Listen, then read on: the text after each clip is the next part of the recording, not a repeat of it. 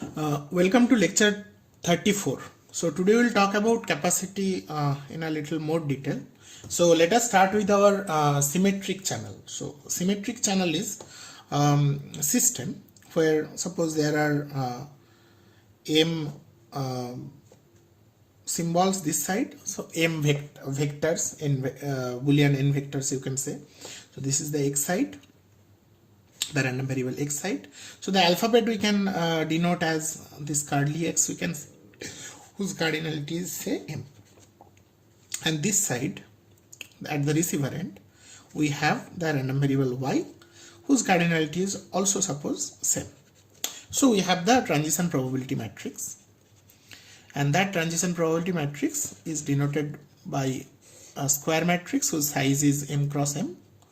Here m is equal to 2 to the power n suppose. So we are talking about all the n cross 1 boolean vectors.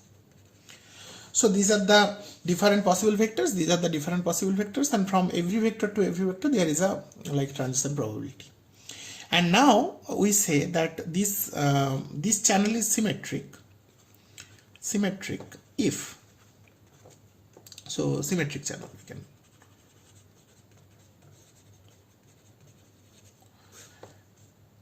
if all the rows are permutation of all other rows of any other row. So in the QPSK example in the last class we have seen that that QPSK can give you one symmetric channel. Now the interesting thing is, so what will be capacity for our information capacity definition? Capacity is C is equal to max of the mutual information between x and y, okay, over all px. So I can write it as max of px over hy minus h of y given x.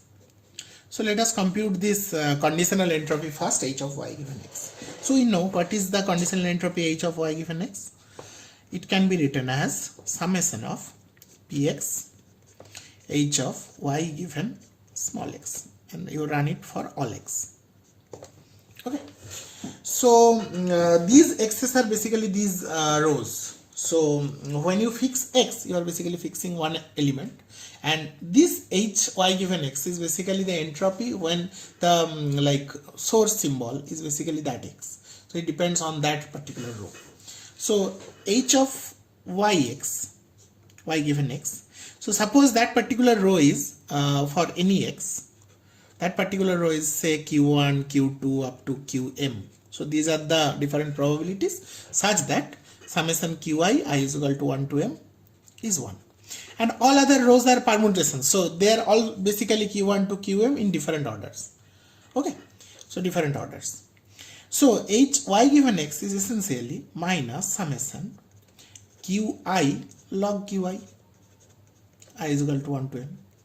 So clearly you can see that for every x this hy given x remains same, and we are denoting this as hr. R is for row, so r corresponds to row.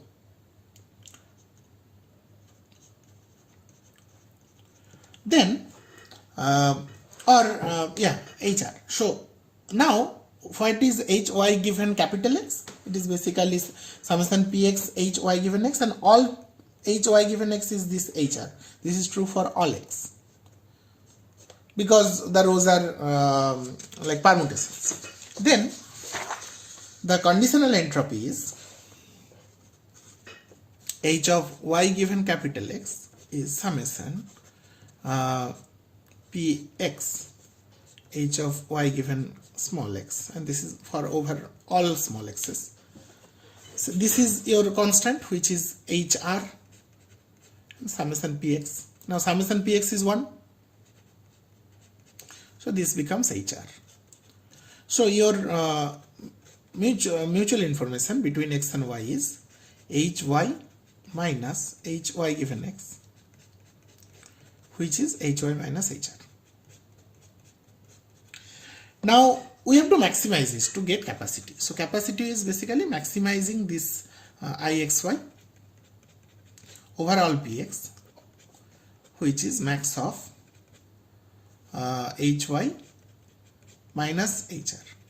Now we can of course HR is constant, it does not depend on this PX, it depends only on those Q values, and they are like characteristics of the channel. So these are the rho is characteristics of the channel. So we can say that this max of capacity depends on max of HY minus HR, max for all PXs. Now even forgetting PXs, we know that max of HY can be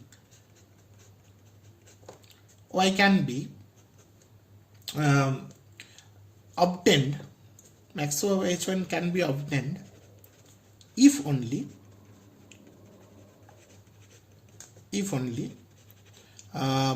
all Y symbols, all Y's are equiprobable, isn't it? That is what like maximum entropy is obtained, equiprobable. So probability of Y is equal to some small y, this is basically 1 by n. And then the HY is, max of HY is basically minus summation 1 by n log 1 by n. Okay, so this thing goes out, so it becomes 1 by n log n into sum. So sum is also m. So mm cancels out, it becomes log m. And what is m? M is 2 to the power n. So log of 2 to the power n. So that is equal to n. So max of HY is n. So from there we get the capacity. Capacity is basically n minus HR. So if for any row, whatever be the entropy for that particular row, that is basically the conditional entropy. So n minus that is the capacity. Okay. We will talk about capacity more. Let us talk about different kind of channels before we go to the operational capacity formulation. So we can talk about generic Gaussian channel in presence of noise. Okay. So till now we assumed the detection theory. Let us forget about detection theory and let us draw the digital communication system where we did not take care of the detection. There is no detection. Okay. So because detection will give you those probability to make it a discrete channel. Let us not make a discrete channel. So our thing is, so we are taking the baseband model. So your 0, 1, 0s are coming in. This is the map, constellation map, which is giving me the symbols. So I will take these bits like a vector, n vector, or a symbol interchangeably. Okay. This is say AK. And that is going into your like filter, which is going to your baseband channel, and over which you are adding your noise, that is going to the matched filter, and you are sampling it. So you are getting back here you are getting basically some continuous random variable. So that continuous random variable can be written as y is equal to or something like that. Yeah, y is equal to, say, writing in capital. So y is equal to some these are basically coming from the random variable x. So these are the the values of that random variable x. So this is basically x plus some random variable n. So this n is basically the KL expansion of nt when the basis functions are these like PET minus KTs. Okay. So this particular model, and then it will go to the detection theory. But let us forget about detection theory. Let us talk about only this channel. So this entire thing can be assumed to be the Gaussian channel. This we will talk about as our Gaussian channel. So this Gaussian channel does what? Additive Gaussian channel, we can say. What it does, it basically adds a Gaussian random variable to your symbol. So these are some discrete random variables, finite random variables. So it takes values from the alphabet only. So these AKs are coming from the alphabet. It can be QPSK or something. So here in the earlier page we have written the alphabet to be the curly X. Okay, earlier we were talking about some curly A. Anyway, so that is not a like we change on symbols. So this abstraction, this particular Gaussian channel abstraction, it gives us that the input is say X, which takes values from your curly X, and you are adding basically a random variable n, or Z I can write, because n we are writing as our dimension, so I'm writing as Z or something. So this is Z. Z is basically the KL expansion of this in terms of this. So at every kt you are getting one Z. They are IID random variable. Okay, I'm not giving any subscript. It can be YK, XK, ZK. I'm just saying that it is like this. So your Y is basically X plus Z, and it takes values in the set. But now this set is interesting, because earlier when we like take we have taken the detector also within the channel model, then we know that detector output is discrete, finite. Not only discrete, finite. But now this Y is not finite. This is uncountably infinite, because Z is a Gaussian random variable. It is a real number, real values you are adding to X. So this Y is basically infinitely big. This can be the entire real line. Okay. So how do we now understand capacity? Because capacity is essentially the maximum mutual information between this X and Y. Now you can think of that what is basically preventing to attain some infinite capacity. That is basically this. Suppose there is no Z. Suppose the channel is noiseless. And you have some mechanism to detect a real number here. So your detection is having infinite precision.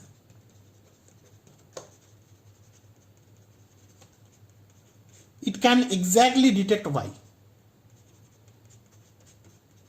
Then I can say that whatever data you are having here, all the zeros and ones, the entire data, like it can be the entire all the books written by human, it can be all the like atoms in the entire universe, everything can be given some symbol names, zeros and ones, and the entire thing will fit within one real number, isn't it? Say pi, and I am sending that, you are receiving that, and you can have recover that with infinite precision. So just one usage of the channel can give you the entirety.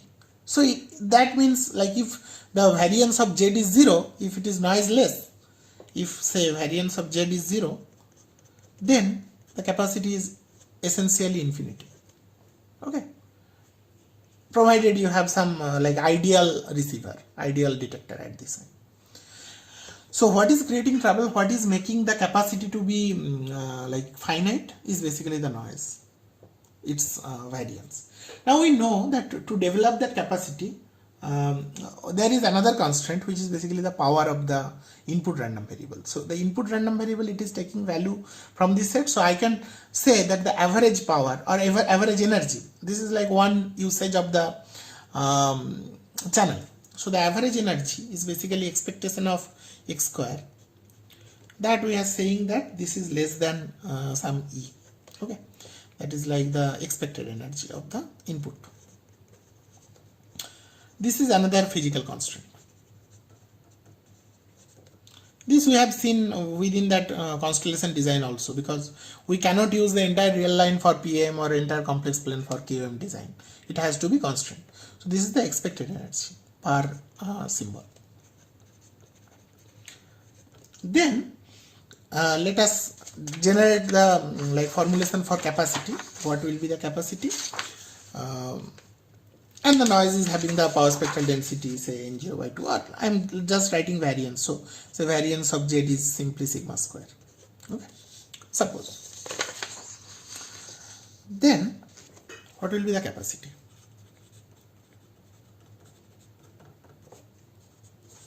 So C is equal to max of I of X and Y Now your mutual information, unlike entropy, entropy is not defined for continuous random variable, but mutual information is very well defined for random continuous random variable. No issue.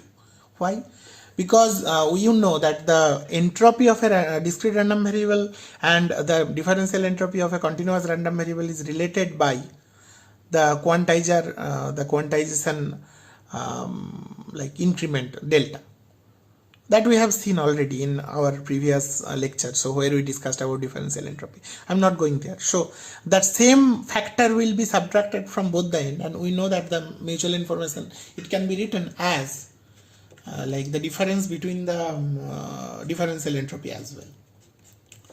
So h of y given x, where this maximization is under the constraint, say the expectation of x square is less than some epsilon, some e. Okay, so expectation of x square is less than some e. So this is the differential entropy. Please check how this is possible. This is equal to the entropy hy minus hy given x. You give same kind of quantization to both y and x, then you will get this. So this can be written as max of, so I am writing the mutual information first, later on we will talk about max to reduce the writing. So this is equal to h of y minus h of y given x, so which is equal to h of y minus h of y is what? X plus z given x. Just now we have shown that y is equal to x plus z. So that is equal to h of y minus h of z given x. Now z is noise, it does not depend on x. So it is hy minus hz. Now what is hz? Z is a Gaussian random variable with variance sigma square. So we know z follows in zero mean sigma square variance. So we know hy is equal to hz is equal to half log 2 pi e sigma square. This we know. Check again previous lectures of differential entropy of Gaussian random variable. We have done this. I forgot I have to check again the lecture number, but you know it. So, and what is the maximum variance of y? So to get maximum of hy, what is the maximum variance of y? It is basically the max of expectation of x square plus z square. I don't have to take the inner product term because we know that x and z are independent. Okay, so that is equal to max of e x square is epsilon, not epsilon, e. Max of e x square is e squarely plus e of z square is essentially sigma square. So this is that. Now we know that what can be the maximum of differential entropy of y.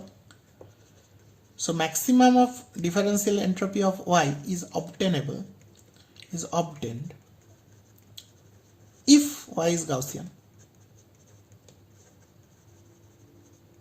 So the max is when it is Gaussian. We know that the Gaussian second law of thermodynamics says that for any given variance, finite variance, Gaussian gives the maximum entropy, differential entropy. So when y is Gaussian, and what is that max hy? This will be equal to half log 2 pi e. What is the variance? Variance is e plus sigma square. So that's the max hy. Now we can compute the capacity, isn't it? So our capacity will be C is equal to max of I xy, which is equal to max of hy minus, this is separate, minus hz. Hz does not depend on any of the maximization, it is constant.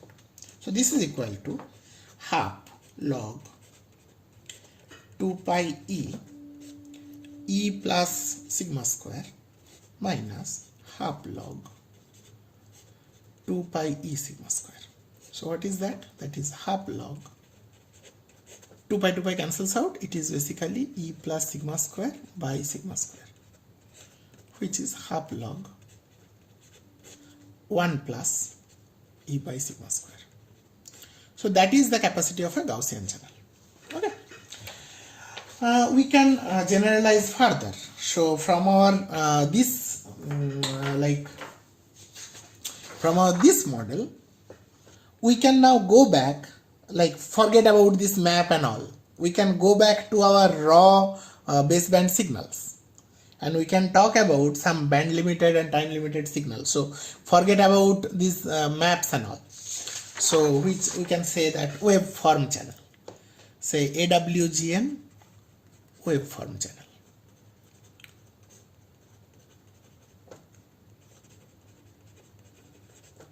Okay, in this capacity formulation, what is the unit? So capacity's unit is basically bits, but bits per what? Is it bits per second? Because essentially this is some rate. We will talk about that theorem later on. So always you will see that when I am performing, it is basically for one channel use. You are using the channel for once. In that time t, you are using the channel once to carry one symbol from the transmitter to the receiver. So the unit is basically bits per channel use. So we can write that. The unit is bits per channel use or bits per second. So for bits per second, you have to basically divide this by t, because you are assuming that the channel use time is t. Suitably, we can use, if we have the factor t, we can use the unit bits per second as well. So either this unit or this unit, one of the unit we will use. Okay. So here, since there is no instance of time written in this Gaussian channel, this is basically a channel use. So here this is bits per channel use.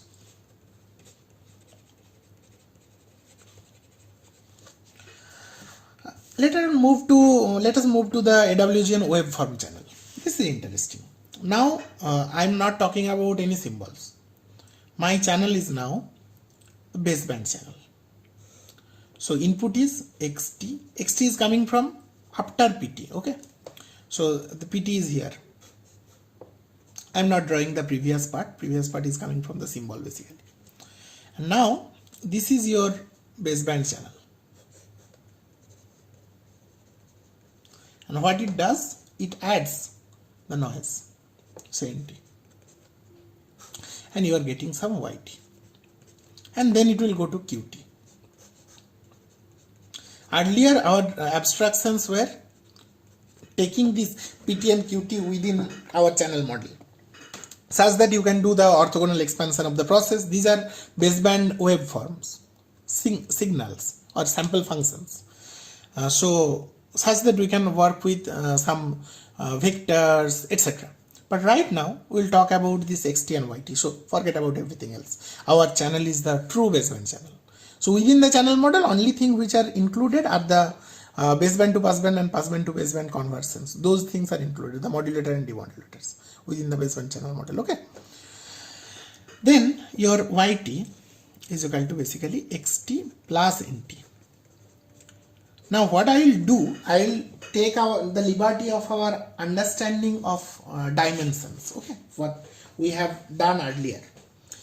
So we know that suppose this is a digital communication system. So this yt is essentially, this xt is essentially band limited, baseband limited to w. So it's like this kind of, this is w minus w. So we said bandwidth to be w, one sided only, right? And time limited.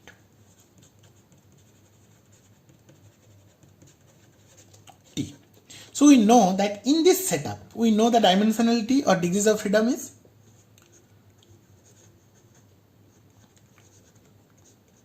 is 2wt. that we have done long back, 2wt. Then if you think that okay, this xt will be represented by some random variables, like just like the Gaussian channel model, if you really want to expand, you will get how many coefficients? 2wt number of coefficients, isn't it? So if I think of that, those coefficients are basically my random variable. I'm basically trying to gather from our previous analysis. So if those xi's are my coefficients for xt, then the corresponding like variance exi square, that will be basically less than, suppose the total energy of this signal, energy of the signal is signal xt is less than some e.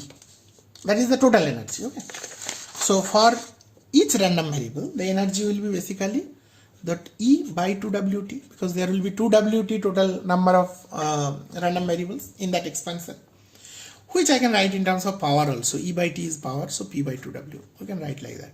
So p is say power. Okay.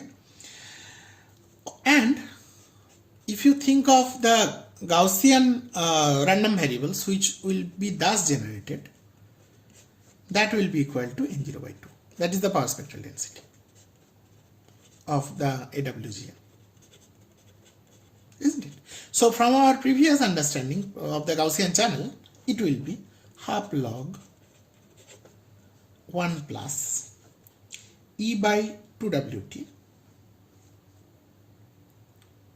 Sorry, there was 2. Yeah, let me see.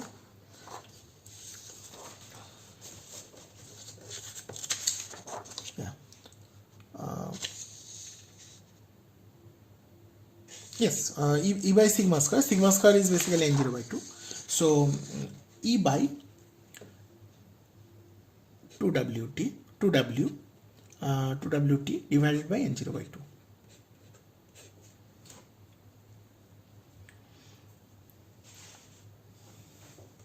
So which is equal to half log, and this is for bits per channel use. Now how many times you are using channel per second? It's like you have total time is t. So every second how many times you are using channel? Total usage of the channel is 2wt within that t. So every second you are using basically 2w number of channels. So if I want to go from per channel use to per second, we have to basically multiply by 2w. 2w because you are using channel at the rate of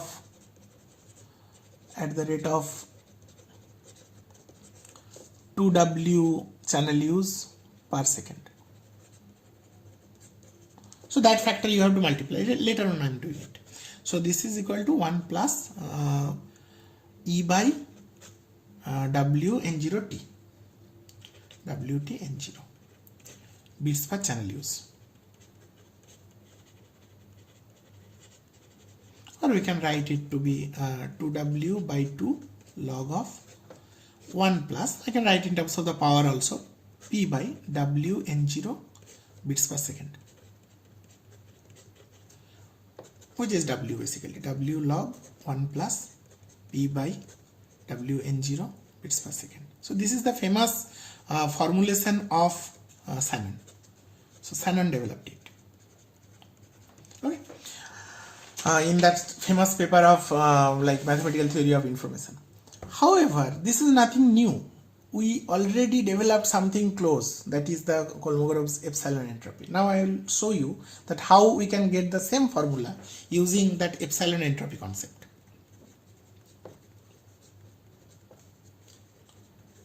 Let us get the same formula. How? We know that the signal x.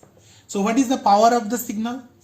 The power of the signal is, if you think that, or the energy of the signal is, suppose energy of xt is energy of xt, I am writing it such that you can understand, is E. So what is the energy of noise, total energy of the noise? So power spectral density is N0 by 2. What is the bandwidth? W. So the total power in that band is basically N0 by 2 into 2W. That is the entire bandwidth in the positive and negative side. So N0 into W. So within the total energy in that T interval is N0 into W into T. You see the logic? So N0 by 2 is the power spectral density.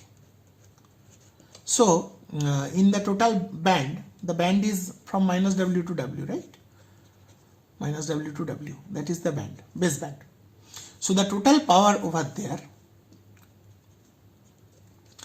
total power is basically N0 by 2 into 2W, which is W into N0. So total energy is equal to Wt into N0. That's the total energy of noise. Now let us go to the understanding of our 2Wt dimensional spheres. So we have a signal resides within a sphere whose radius is root E. Actually, I am talking about Y. So within Y, how many noise spheres fit? In that way, we can find out the capacity. That is the epsilon entropy essentially. So this is like energy of xt. This energy of Y is Yt is basically E plus energy of noise Wtn0. So this is basically epsilon E plus Wtn0, and this is a 2Wt dimensional sphere. Within that you are fitting the noise, because this noise is making your precision degrade. So you can find out one x uniquely if your Y resides within this sphere, and this is the basically the radius of the noise. That radius of noise ball is basically root over of Wtn0, root over of Wtn0.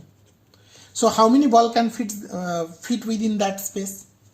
So that will be so how many balls, noise balls can fit?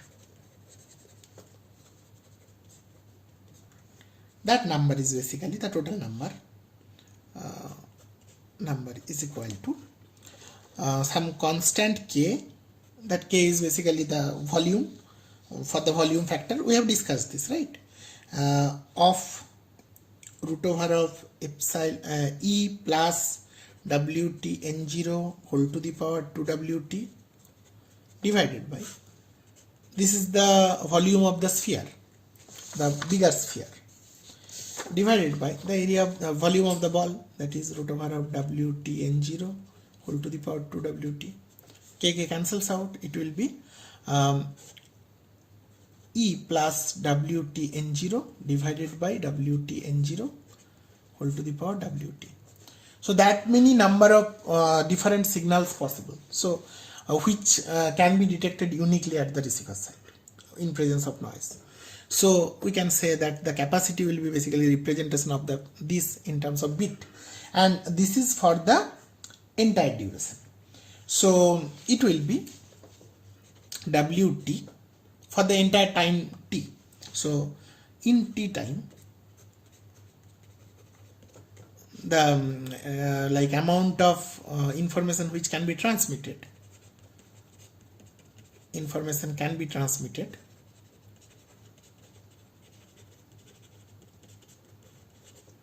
in bits will be equal to Wt log 1 plus E by Wtn0. E by T is P, we can write P also. So Wt log 1 plus P by Wn0. So many bits. This is in time T. So unit time. So this is bit for everything. So that is our capacity basically. The maximum rate which you can achieve is max of the rate will be W log 1 plus P by Wn0 bits per second. you see this exactly matches with what we have developed a little while ago, coming from the Gaussian process. So that concept of epsilon entropy exactly fits, where you replace the precision by the noise power spectral density, isn't it? So this is a remarkable result. Shannon's magnificent capacity idea. Now I'll take it one step further, because this is one definition of capacity, which is called the information capacity till now, which is the maximum of mutual information between the input and output side. But it was Shannon who understood beyond just the definition of maximum mutual information, that it is essentially the upper bound of the information rate which can be transmitted through the channel. So he developed something which is called the operational capacity. And operational capacity is basically, so I can write this is C and the other one is say CR. So it is basically called the max of R, which is possible,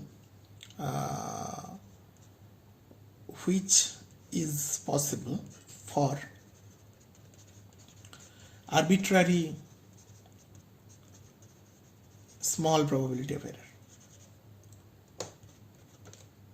Okay, we will talk about the relationship of this rate and the capacity, information capacity a little later, because for that we have to basically prove the channel coding theorems.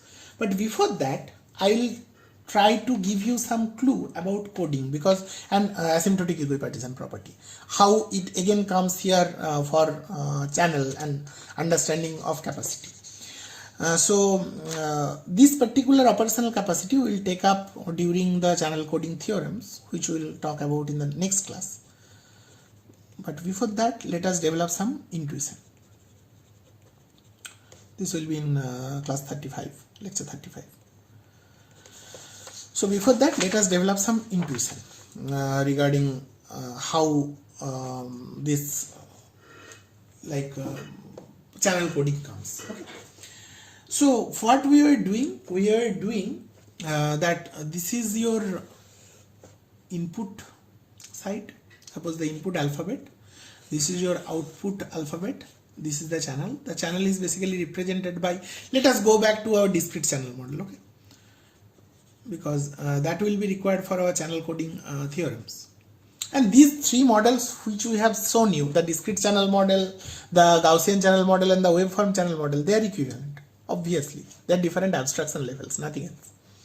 So if you compute after detection theory, if you compute those Q's for the transition probability matrix and you compute the capacity and then you compare with the Gaussian channel value or the waveform channel value, you will see all of them are same. Nevertheless, so in the discrete channel model, this is basically the probability of say y, okay, n bit we are talking about, or the symbols, whatever. Suppose these are the n bits. So this is say xn or yn. I can write x or y only because essentially they are all subset of the 0, 1, n. I can write. So this is this is x to the power n, and from x to the power n you are going to y to the power n. These are the n vectors which you are receiving. So it is defined by this p y to the power n given x to the power n. This is the transition probability matrix. The transition probabilities. Okay. Now I want to show you that in general these two sets, x and y, the curly x and curly y, the alphabets, they need not match. Okay. But before actually going there, let us take one example. And I want to show you that how error control coding that comes within the existence, that how you can incorporate redundancy at the source side such that you can get rid of the errors which are happening due to the detection. You know you cannot get rid of both type 1 and type 2 errors simultaneously. So your probability of error, although it is dependent on the distance between two neighboring symbols, but you cannot get rid of that. There will be some non-zero probability of error all the time. So that means when you are receiving, there will be some errors in reception. you will reach to some other symbol than your intended symbol. I want to show you that how including redundancy you can get rid of that, and it is possible. So I will start with a very simple example with our binary, symmetric binary channels here. Is the simplest example. So it is like this. This is 0. It goes to 0 with probability say 1 minus p or 1 minus q, and it goes to 1 with probability q. Similarly, from 1 it goes to 0 at probability q, and it goes to 1 at probability 1 minus q. So we know that our entropy, our capacity for this. Now let us assume that q is typically say 1 by 3. Okay, what does that mean? That means on average or typically you will get 1 bit error for every 3 bits of transmission.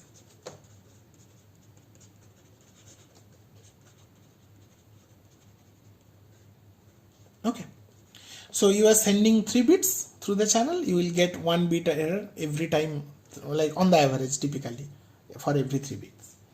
So what I want to do, I want to show you that including redundancy can decrease this probability of error drastically, and it can be made arbitrarily close to 0.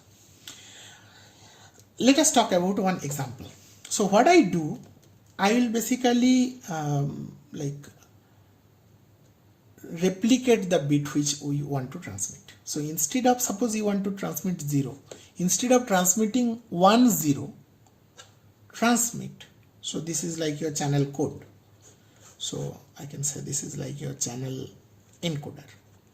What it does, it replicates the number of zeros.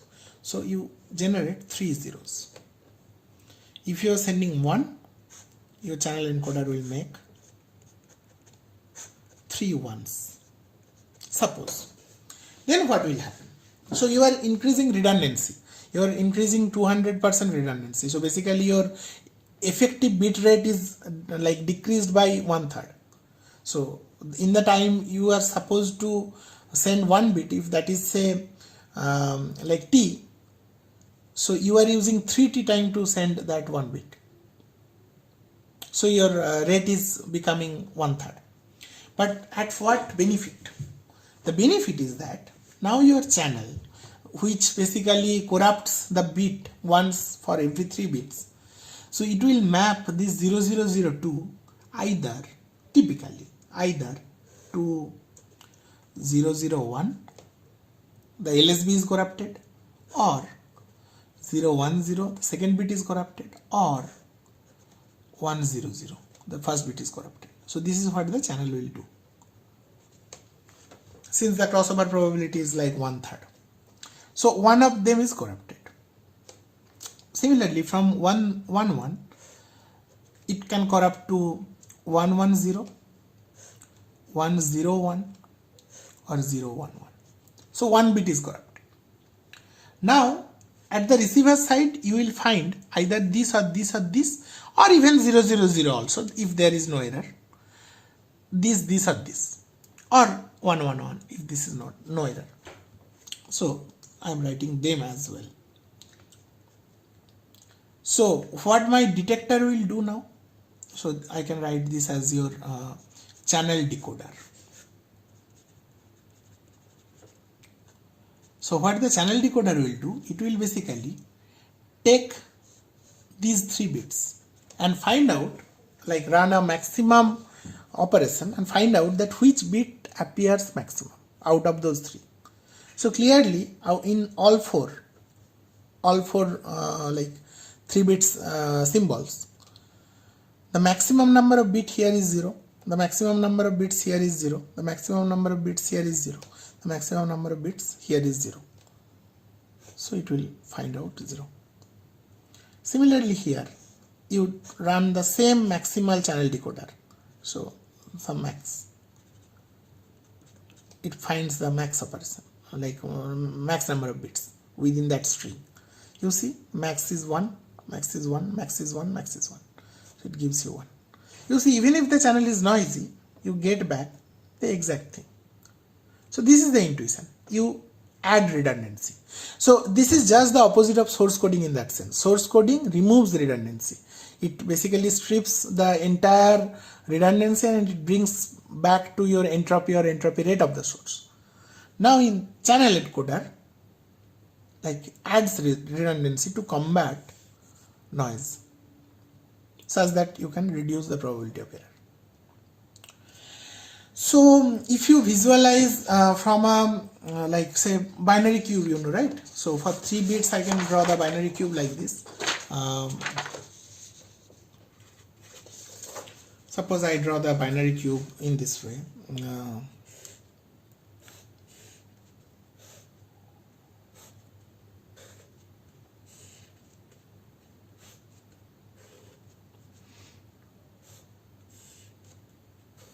So suppose here I am drawing why cube, because 3 bits. For 2 bits it will be a square.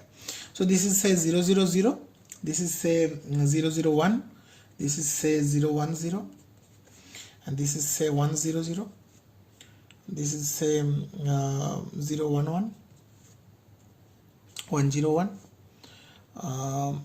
1 1 1, and 1 1 0. So these are the 8 vertices of the cube. Now you can clearly see that our code.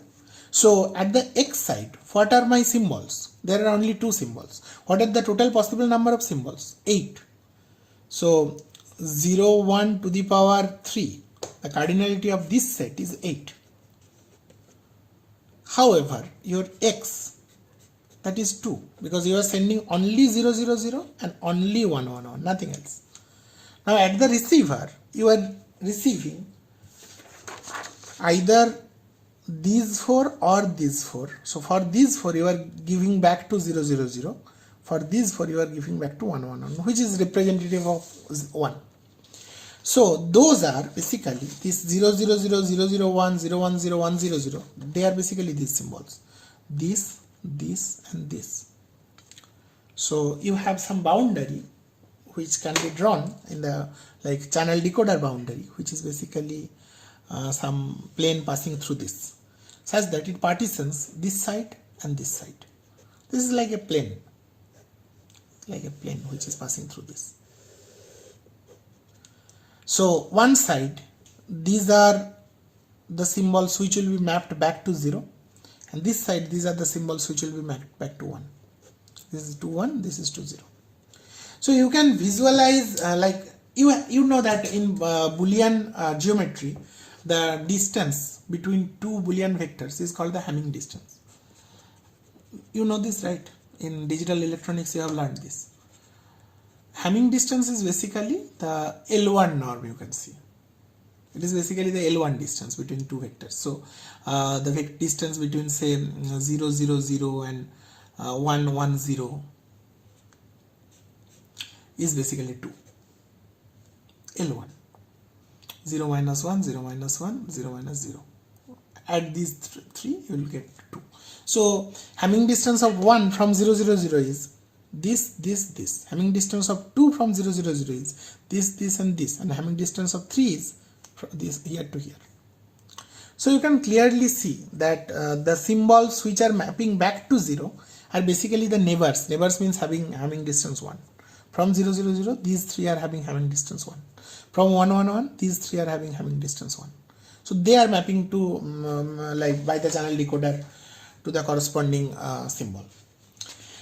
So you can clearly see. So what is your y cardinality? Y cardinality is 8. So typically these two cardinality of the two sets can be different, and it is different for incorporating the error control codes, introducing redundancy to the channel codes. So this will lead us to our understanding of this small example will allow us to develop our intuition regarding asymptotic equipartition property. The rigorous analysis of asymptotic equipartition property is relegated to the next class when I will talk about channel coding theorems. Over there it will be only AEP only. but let us first try to get the motivation. So we know that at the x side, suppose x is your input. That input is a random variable. It is like n vector, but n vector is mapped to a symbol which is a random variable basically, isn't it? So x is a random variable that is passing through the discrete channel. We are interchangeably taking n vector, n Boolean vector or random variable. This is the discrete channel and you are getting y. So how many typical like n vectors of this random variable, or like this corresponds to the n vector of Boolean n vector, isn't it? So how many typical xn's are possible? This is xn. So how many typical xn's are possible?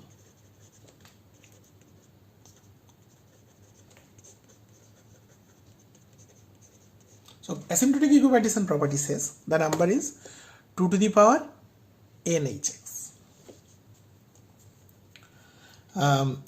So 2 to the power h this x, or 2 to the power n into h this x, that is binary basically, Boolean. I can simply write this capital X, which is basically corresponding to the n vector. So it will be 2 to the power hx. Okay, that many typical xn's. How many typical y vectors are possible? 2 to the power hy, definitely. Then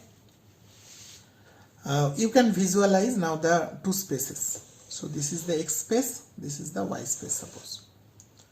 So in x space, this is the entire space, say 0, 1 to the power n. So the cardinality can be, cardinality of this entire space is n. This is n. Out of that, your small curly x, the cardinality of that is 2 to the power hx. Okay.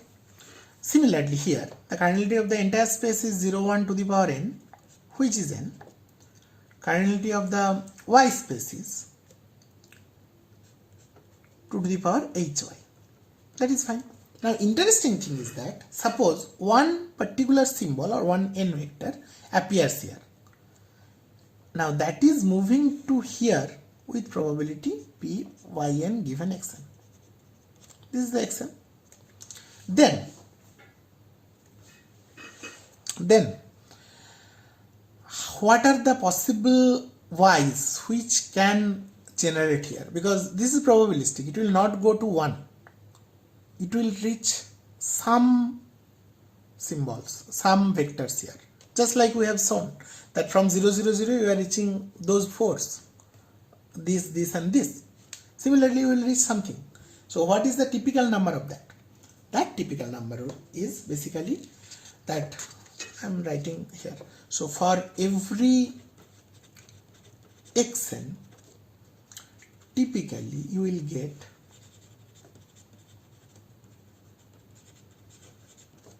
2 to the power h y given x yn vectors. Think, isn't it? So if you are within that typical 2 to the power n y given x vectors, so many vectors, then you can see, and if there is some other such vector which is coming from some other xn, and if they don't overlap, if there is no overlap, then you can say that you can identify these xn's uniquely as long as you find it within this space. You have seen it. If you find this within this space, you will get 0. If you find it within this space, you will get 1. As long as they are not overlapping. This is not overlapping. There is a clear-cut demarcation boundary between the two spaces.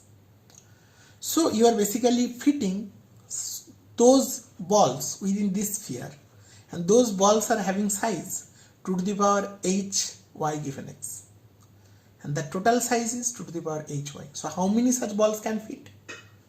Again the same logic. So how many such balls can fit? So that will be this divided by this.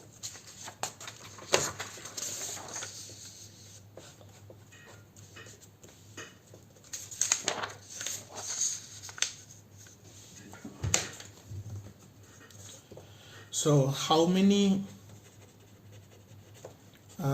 balls can fit uniquely? That is equal to 2 to the power hy divided by 2 to the power hy given x.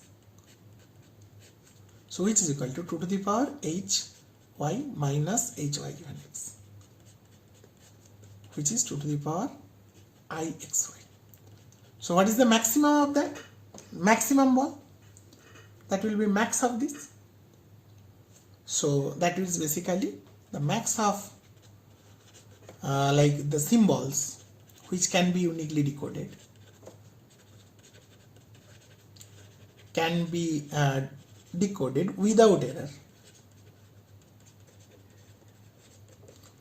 Error is essentially max of this, which is basically 2 to the power max of ixy or 2 to the power c. So that number, so in bits, it is basically c bits. That's the capacity. So this is the idea behind the entire understanding that how asymptotic equipartition property is working, and this is the intuition. So with this I am stopping today because it is almost 1 hour.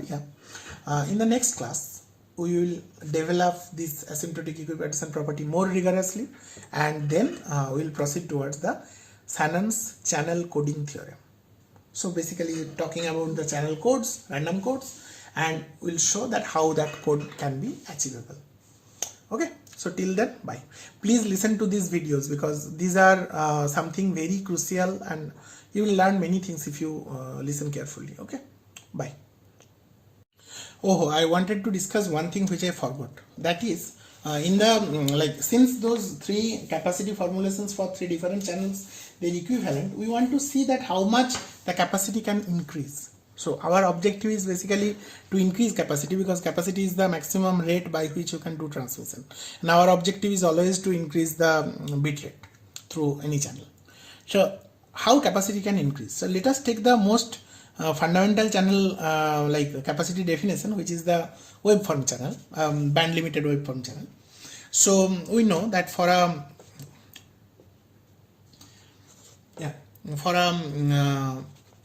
band limited and time limited waveform channel, the capacity is W log 1 plus P by W N0 bits per second. Okay. Now clearly that C tends to infinity as P tends to infinity. This is obvious if W and N0 remains constant. This is very much intuitive because the more power you inject, the capacity will increase. With more power, you can send more signal, more information, no issue. This is observation number 1. How much it depends on bandwidth, only bandwidth. Suppose power is fixed, and N0 is also fixed. That means noise is fixed. Now what is happening, that you are increasing W. So it seems like C is proportional to W, kind of that thing. But is that true? Let us see. So now you are increasing W. So your intuition is that your capacity will increase. But how long? So W is increasing. Let us take the limit as W tends to infinity. The bandwidth is increasing to infinity. So what will happen? W log 1 plus P by W N0. That is equal to limit I can convert it to log from log 2 to ln 1 plus p by w n0, and you see p by w n0 tends to infinity, tends to 0 as w tends to infinity. So I divide it by p by w n0. So then I have a constant p by n0. Now this is log e into p by n0, it goes out. The remaining thing is limit p by w n0 tends to 0 ln 1 plus p by w n0 divided by p by w n0. We know from basic calculus that this limit is 1. So this is equal to log e p by n0, or approximately 1.44 into p by n0. So clearly with only bandwidth increment, like increasing bandwidth, you will not get more capacity. So like when we are saying earlier that like government is not giving us enough bandwidth, that is not the only reason. Even if you get all the bandwidth, it will not help you. So what is the physical intuition behind this? Why your capacity is not increasing? The physical intuition is here, because WN0 is basically the power of noise. N0 is fixed, N0 is the power spectral density, but this is the total power, W into N0. So as you are increasing the bandwidth over which the noise is operating is also increasing. This is additive white Gaussian noise. It is having the entire spectrum. The autocorrelation function is Dirac delta, isn't it? So this is having some upper limit. This particular derivation will give us some other understanding of characterization of a digital communication system, which is called the spectral efficiency, I can say. Spectral efficiency means that how much rate we can generate from unit bandwidth. So define spectral efficiency.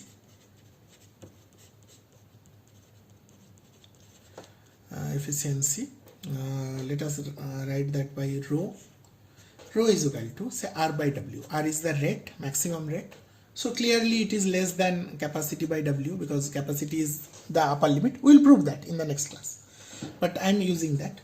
And the capacity is basically C by W is log of 1 plus P by W N0, isn't it? This is the spectral efficiency. We can also define the bit energy to noise ratio. So like signal to noise ratio. That we can define to be, or SNRB, that we can define to be the energy, or EB, sometimes it is written as EB. It is basically the total energy, which we can write as P into T, power into time, divided by the number of bits. Number of bits is N, or log M, isn't it? So from here we can see that what is rate? The rate is basically log M by T. This is the total number of bits which you are sending by the time. So this you can write as P by R, isn't it? EB is equal to P by R. So this we can put it within that spectral definition, efficiency formulation. It is equal to log of 1 plus P can be written as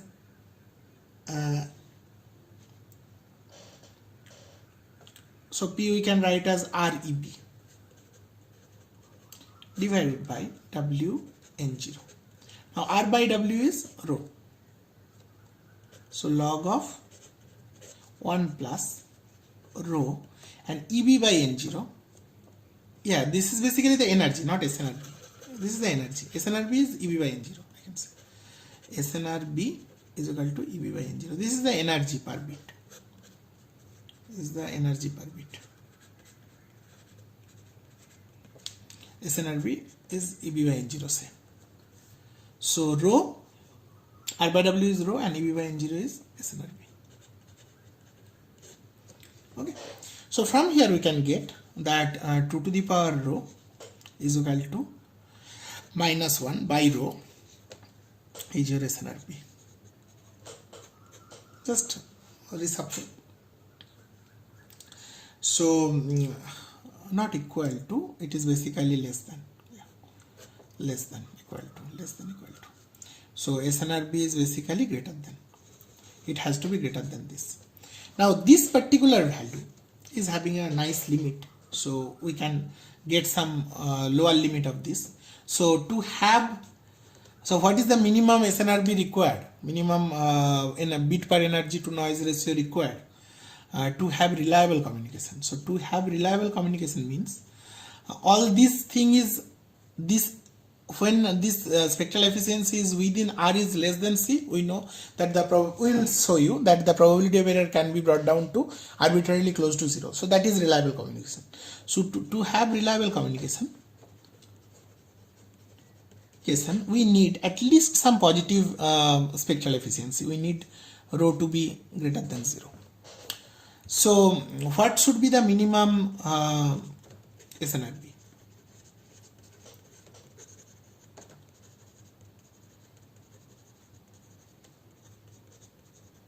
So that limit can be computed from this. So I'm computing the limit here.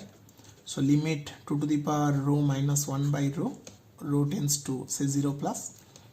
So this will be simply, I can take to be 2 to the power rho is basically e to the power rho log 2 minus 1. I can write it to be rho log 2 here and log 2 there. So rho log 2 tends to 0. Again the basic limit, it is 1 basically. So this is equal to log 2. So we get that the minimum SNRB should be log 2. This is the fundamental limit. If you like, you cannot make any like energy per bit to noise ratio less than this log 2. This is a fundamental limit. It is sometimes called, we will talk more about that when we compare digital communication system in the very last class. Okay. So this I wanted to say, which I was forgetting earlier. So with this I am stopping. Bye.